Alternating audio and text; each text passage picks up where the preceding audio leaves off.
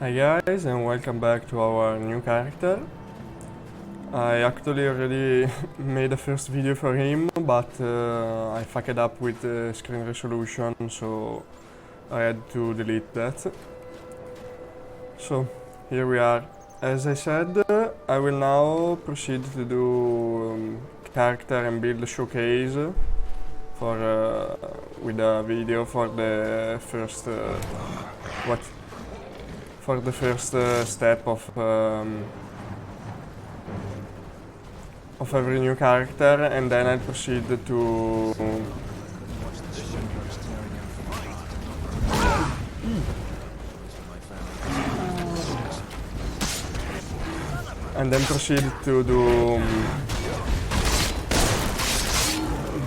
wow,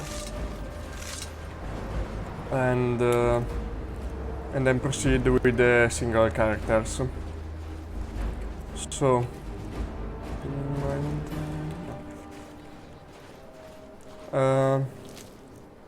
before explaining you the build, I will tell you the story behind this character. I was working on Skyrim with one of my characters, Nord spell sword, sort of. And when I encountered this Vigilant of Standard down the road that was hostile and greeted me with exploding bolts, and I was like, what is happening? Why I'm Vigilant of Standard is hostile to me? I never did anything to them. And well, then I started fighting him. I opened it with a Skeletal Warrior summon. I had level 50 of Conjuration, so that was viable to do. But the guy wielded his two silver katanas and just destroyed the Skeleton Warrior in a single dual-wielding power attack. For reference, the Skeletal Warrior have like 1000 HP, and I used it regularly to tank dragons, but the guy had silver katanas, so he was ignoring the protections. And well, then I managed to bait him by spamming Fire Breath and Summon. But I came really close to dying, since just one hit would have killed me, I believe. When I killed him, it turns out that he was an assassin from the Dark Brotherhood. That was a cool encounter and a cool character concept, so I decided to recreate it. So let's see the build. My character is a Dark Elf. Dark Elf in AZT start with 105 in all stats, health, stamina and magicka. Also 105 of carry weight. That's then increased by level ups, by base stamina and health bonuses. They also get 10% fire resistance and 30% fire damage reduction, which means that basically which stack multiplicatively with fire resistance, and that's basically the same thing. They also get 10% shock weakness to mix up a bit the resistance and weaknesses on base races. Their main trait is that they do increased damage with all weapons and increased damage on power attack, but they need more stamina to power attack, and they consume more stamina than the other races when they are attacking and throwing a bow, of course. The bonus and the penalties are not applied to the crossbow, because the crossbow basically don't consume any kind of stamina, so it was felt as too much, also for NPCs.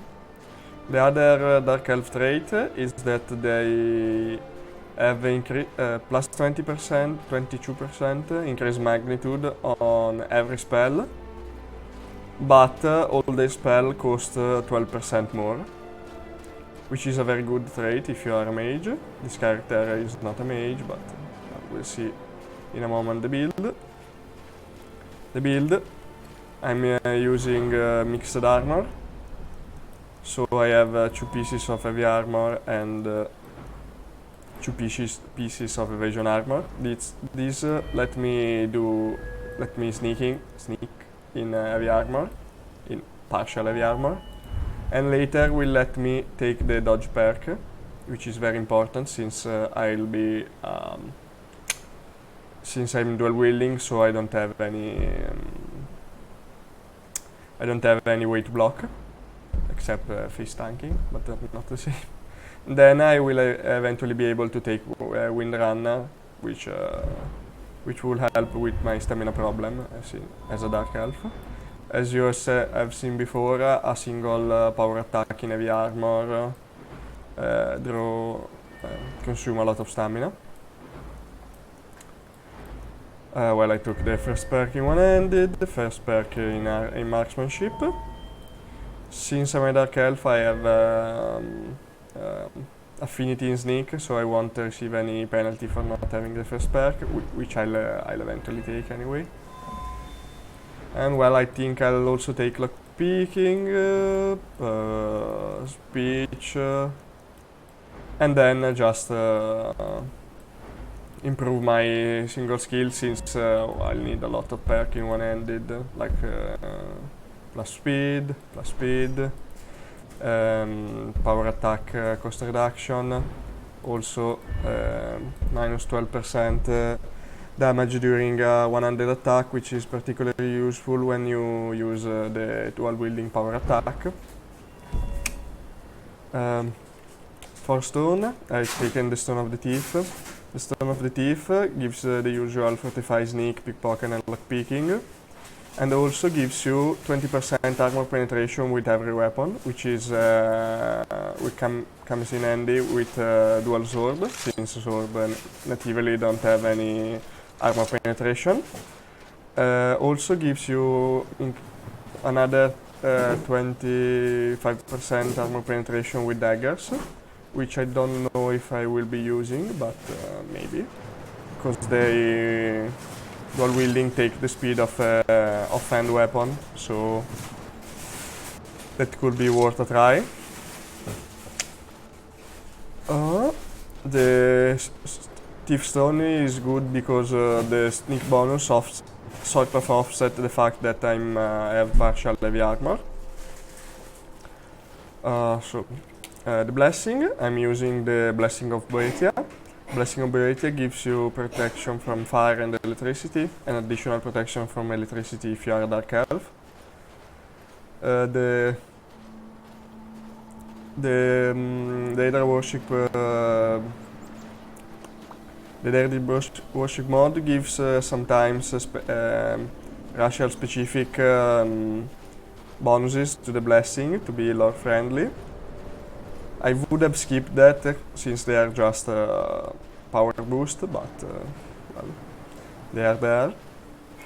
So right now I have plus 10% fire resistance, plus 10%, plus 20% shock resistance. Boetia also gives you increased damage with one-handed weapon, and increased armor penetration while you are sneaking. And reduce damage when you're sneaking, but that's just not... I mean, you could do things like that, but that's just strange. Okay, and that's about it for the build, I think. Well, my equipment. I'm using a stamina main course, since it's, well, Dark Elf have serious problem of stamina. And well, normal water, and that's it. actually started in the Hall of Vigilant and killed a couple of wolves along the road, and also killed the 2 silver end that you can find here, with a bit of help from the Imperials. As you can see that I had to cut them toward there. I normally don't recommend to do this place at lower level, because it can happen that the silver end have a paralyzing poison, and they also can spawn to a fairly high level. Meaning they can have something like 400 HP, which is totally nonsense. At least to try to kill at low level. What I'll try to show you today is there is this lone tower in which there are 3 bandits, all melee, and there is an NPC from Interesting NPCs in there, which is fighting with them. So wow,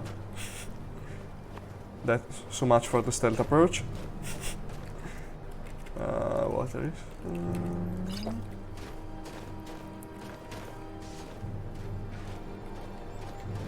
I found that they usually have a problem of pathfinding in this place.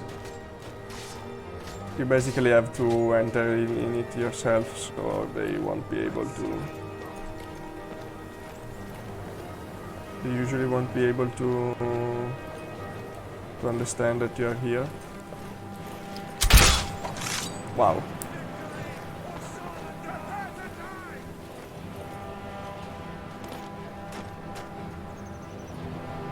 Always remember to work in combat. It's not gonna exit, isn't he?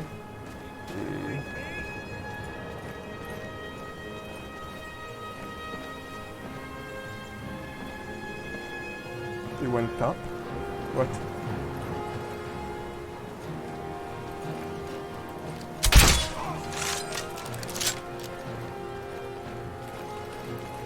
Close.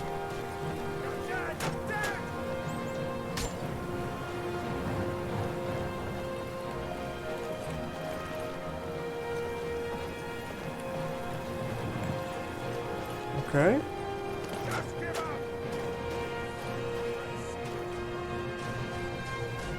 Okay, now we need to be very careful, since the guy here have a mage and he's not afraid to use it. Okay, that was a stupid risk, but it was worth it in this case.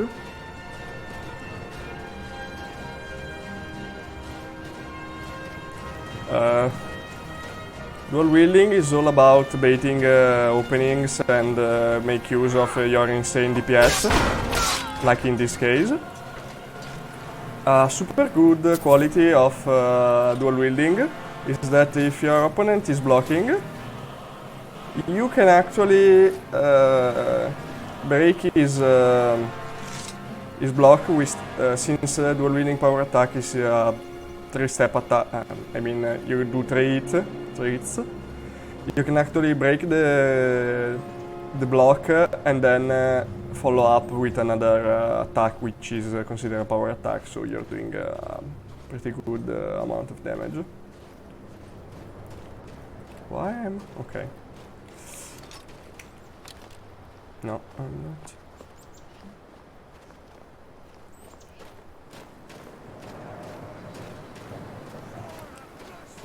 If I remember well, oh, wow. If I remember well, there are 3 bandits in here, but I'm not sure.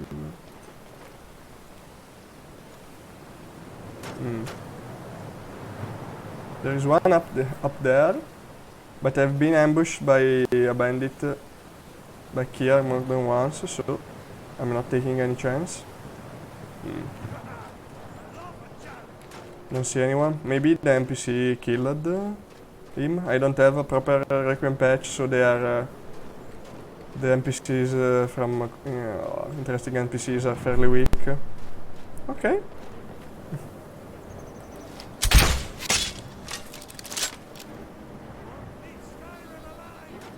Mm.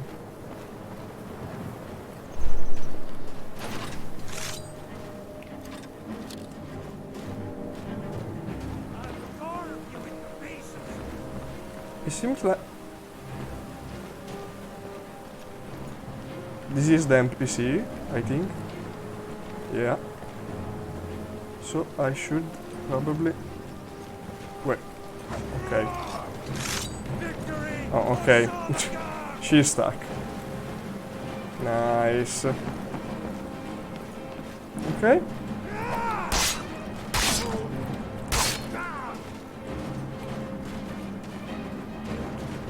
A note about bashing.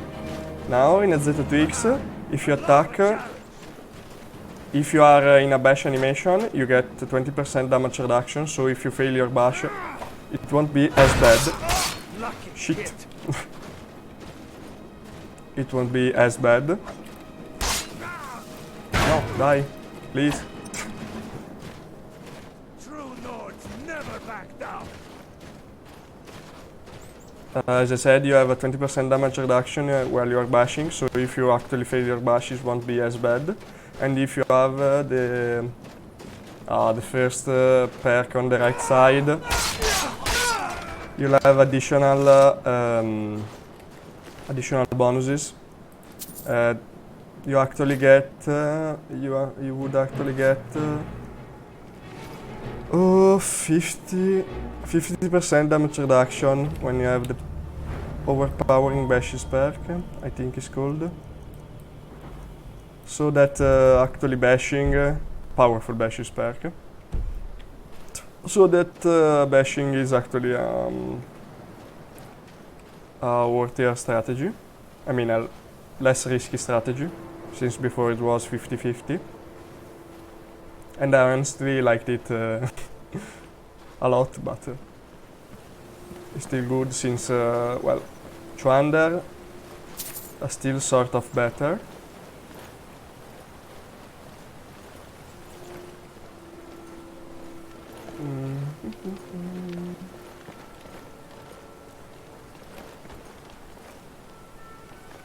Well, I'll take the apple since you can do apple pie with that. I want to take lock picking. So, but no. I think I'll open this the old way. Wow.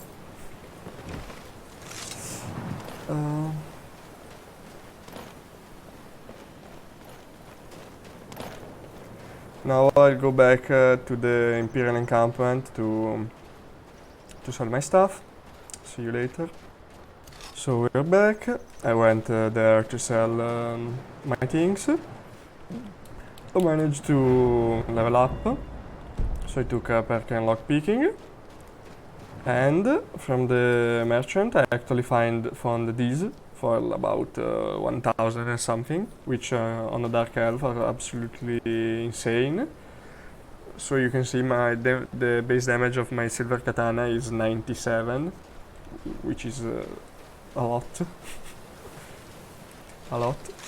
So maybe this character starts as well after all.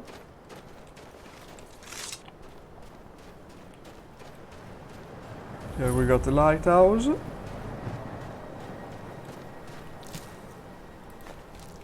The lighthouse is an interesting place since you can basically... Yeah, good luck.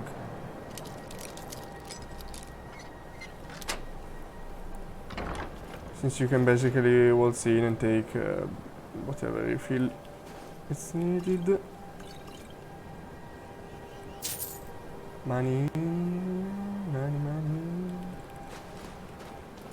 Since the back door is locked, so even if you should actually alert the guys down there, the chows down there, they won't actually get up.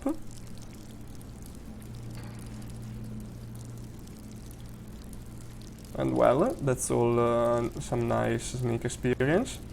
And there is some pretty decent loot around here, I seem to remember. And maybe some more lockpicking experience. Oh, and Falmer weapons. A note on Falmer weapons. Falmer weapons in AZT have the trait that they get one additional poison charge out of whatever you put on it. So, using it in the early game, combined maybe with the how do you call it? With a near-rot poison, it's pretty damn effective, since +1, I mean just one more use will be pretty effective. So you got that. I think I can move us. Okay. Oh, threat is on restoration magic, which is always good money.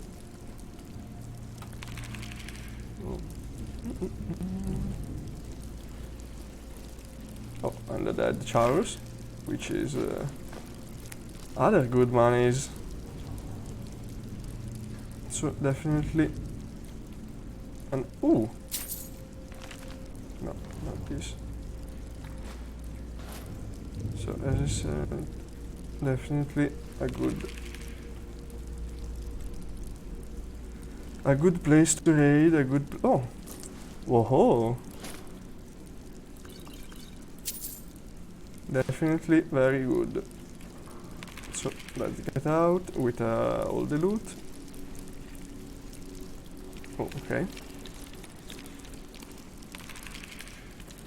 Okay, I don't think they can follow me outside. If they do, they'd be disabled from the game. Okay, they are doing the weird thing where they are in the map, but not really.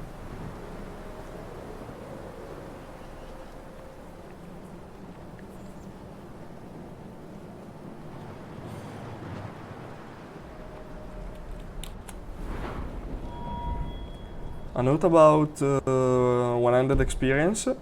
In AZT power attacks gives you 50% more experience than a normal attack.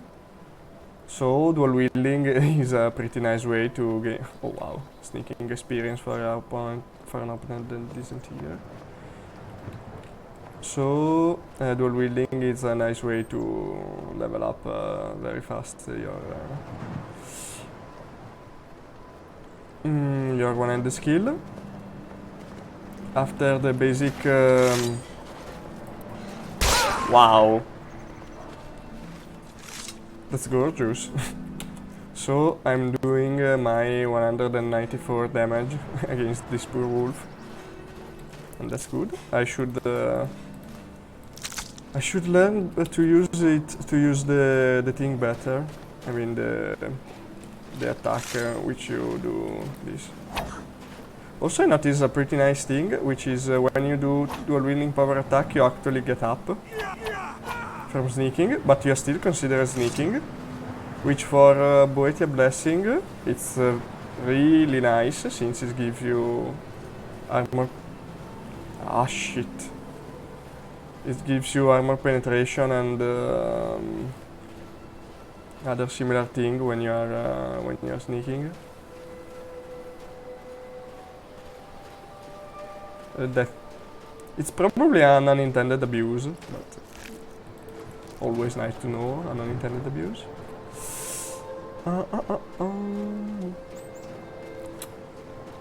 Well, around here you'll find lots of wolves, which are not really dangerous if you are. Oh wow!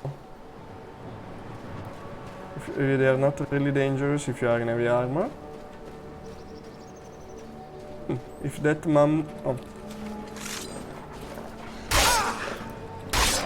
if that mammoth could be looted, that would be really nice. I don't remember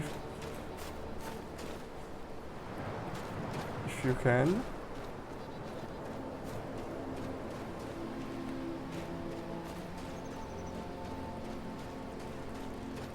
That's supposing that the bear... No, I will go too close to that bear. I suppose that I would be theoretically able to kill it with a dual wielding power attack, but I'm not willing to put my character on the stake for that.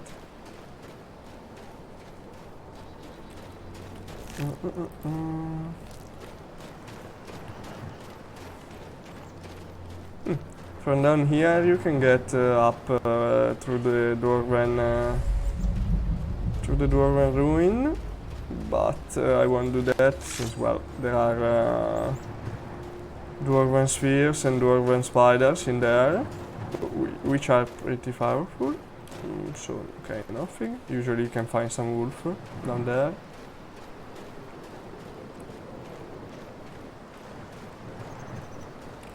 I would go up, but there is the ice weight, which is scary. So maybe I can do the opposite. I can get up in from the opposite side. Let's see.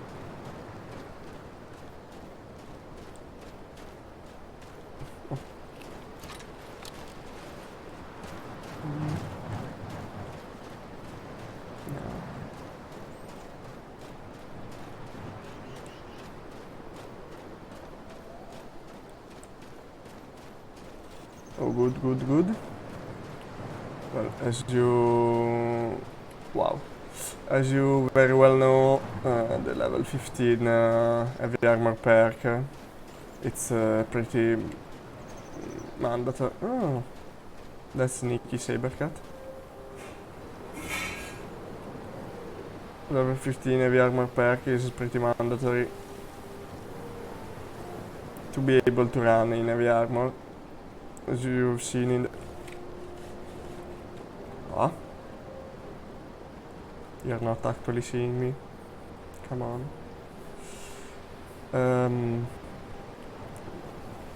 I've basically used just dodging to proceed, but that's not exactly advised. Especially when you have to face bandits that use a two-handed weapon,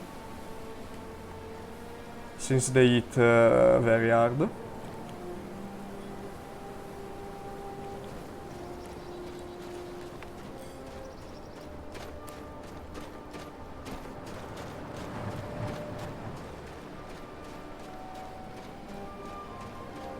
Wow. What's that? Some skeleton killed a vigilant, I think. A vigilant is good loot, so I should try to kill them. They are dangerous, very dangerous, but they are also doable. And I have silver bolts, that's good. And silver katanas, and that's doubly good. Oh.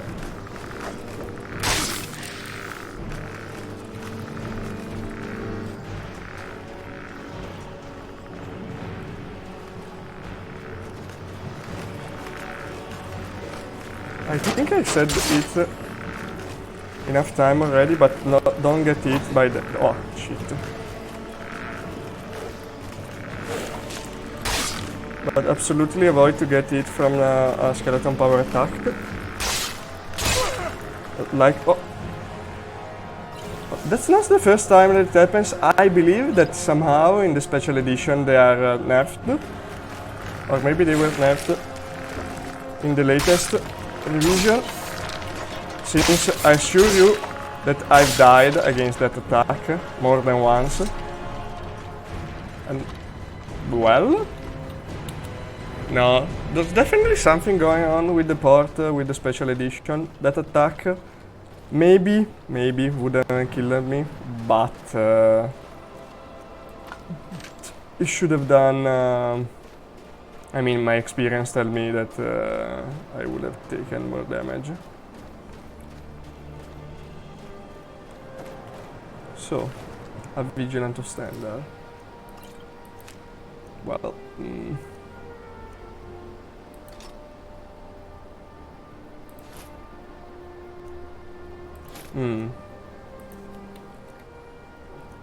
Okay, I don't need this. Well,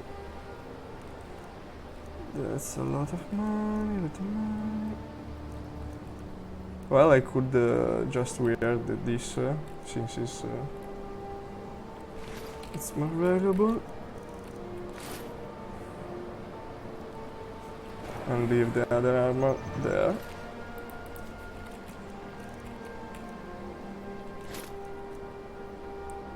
Okay, good. Good.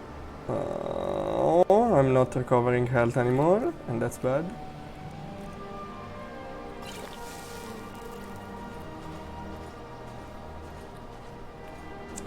As a side note, you can enter Halfland for the first meters, basically, and get a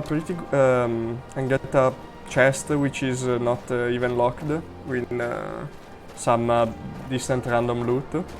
You can find about 200-300 money. So take a peek at there if you're interested.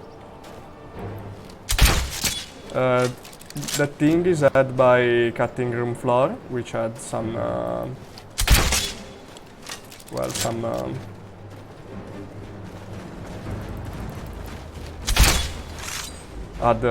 some cut contents back, and I don't think it's even considered as a ghost. I think it's considered like a normal human for the purposes of damage and sheets, but you never know. So here there is a pretty nice Arcry amulet, which is plus also a shrine of Arcry if you're interested in that. But the amulet of Arcry gives you a plus 15 health bonus, which is needed, to say the least. What's down there? Okay, I hope there's no... What the... Oh shit. That sucks.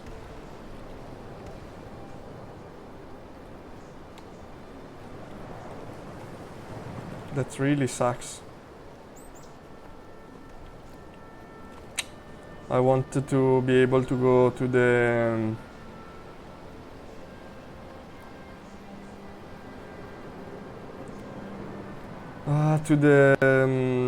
Night Gate Inn, but since there is a mage in there, I won't be doing it. So I think I go sleep into Halfland, since that's the best proposition, and then return toward Dawnstar. I think that's enough for an episode. See you next time with the next character. Bye.